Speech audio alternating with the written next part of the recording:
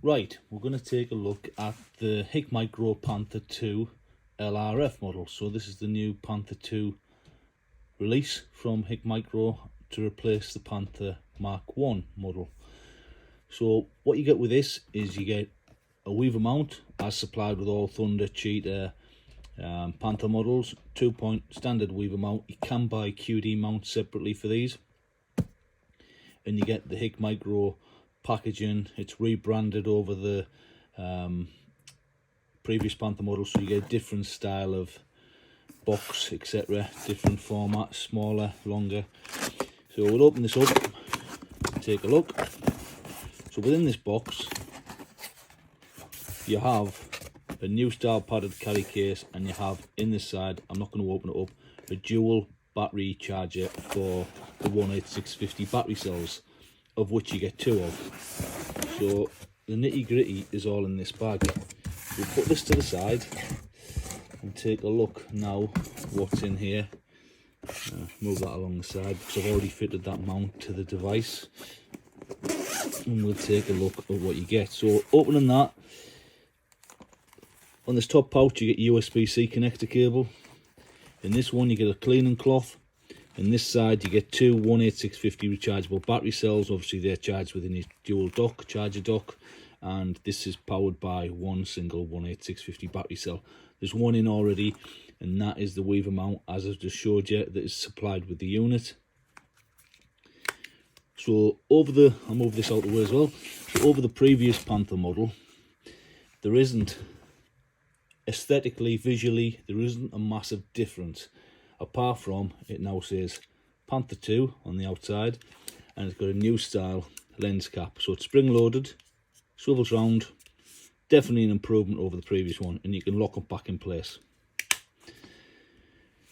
So other than that, everything basically the similar features as the Panther 1 model. So you've got the 18650 battery power to power the unit, you've got the same weaver mount as the previous one, same f1 lens system, same body style, same button system.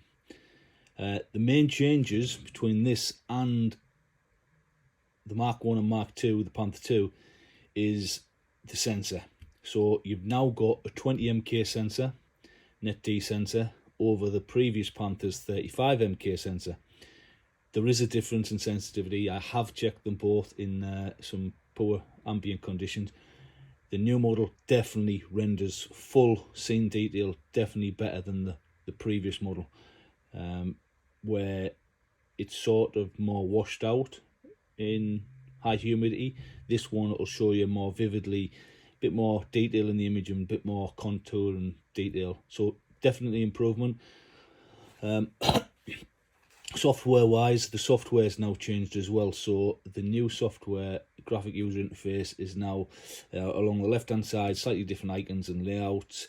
A couple of little changes like sharpness adjustment is now being added, as well as the usual contrast and brightness, usual features within that software. There is a recoil activated recording setting, so I don't use that personally because I just like to record myself, so I know it's recorded, but it's in there. Like a lot of new devices are starting to fit these now, the RAV recording. That's within the software system. And another benefit of the new software system is you now have some skilled fast focal plane reticule that's fitted to the top and the picture-in-picture box. So if you're like me, I want a wide field of view and I want to be taking accurate shots at longer distances while maintaining my field of view in case anything moves on.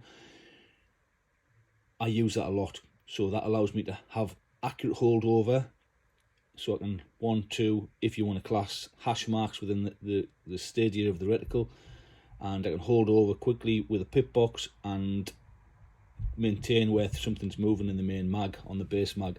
The previous one was just a plain cross, so you didn't have them graduated scaled reticles option. So that's definitely a big improvement for me anyway. Audio recording's now being added. The previous Panther didn't have that. A lot of people want that for YouTube or just to add a bit more ambience to the video footage. So that's definitely a plus point as well. Another change is the ballistic function. So there's going to be a ballistic calculator in this model at some point, maybe next month, November, maybe December, around that mark, where it's going to be integrated with the device. I don't know if it's going to be within the firmware of the device, or if it's going to be integrated via the app, the Excite app. So that'll be interesting to see how that works as well. So you've got your 3 buttons on the side of the unit as per the previous one. Your first button, single press, turns it off if it's already powered on into standby mode, and a single press will power it back on again. You've got your rangefinder here. A single press will activate the rangefinder into scan mode. Long press will start recording through the unit. Then you have your encoder wheel button here. Single press changes the colour palettes from white hot. There's black hot, there's red hot, and there's, I think it's fusion. A few different modes. On all the HIC micro products, I prefer black hot personally. Just seems to give a nice clear image compared, well, it's out of all the choices. There's a choice there, it's just my preferred choice, and a lot of people say the same. So a single press, like I say, changes colour palettes. A long press will enter the menu system, and then everything's controlled by this encoder wheel here. And if you weren't within the menu system, just using that encoder wheel would increase your magnification. If you've got your picture-in-picture box activated, that will increase the picture-in-picture magnification instead of the base mag. So that's it overall in a nutshell, the new Panther 2. I think it's a nice little product. I think so. Some of the strong points of this product for me personally would be sensitivity. It is an improvement over the other one. You're getting a 640 resolution sensor for less than £3,000.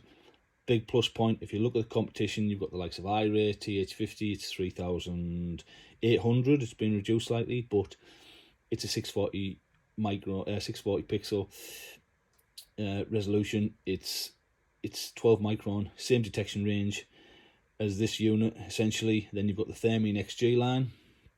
The XG standard models now just came out, the standard one, that's 3.5. The LRF's a lot more money. I don't know what's slightly a bit weird with the price range there. But the XG, if you look at it, obviously you don't get the LRF, a bit like the TH50. It's still a chunk more cash all the way along for them models. And the good models, don't get me wrong. The XG50, I've got one myself, it's a brilliant scope. But this price-wise, it's really aggressively priced at £3,000, and you've got the LRF and the ballistic calculation function coming at some point. Another good strong point of it, it's tiny.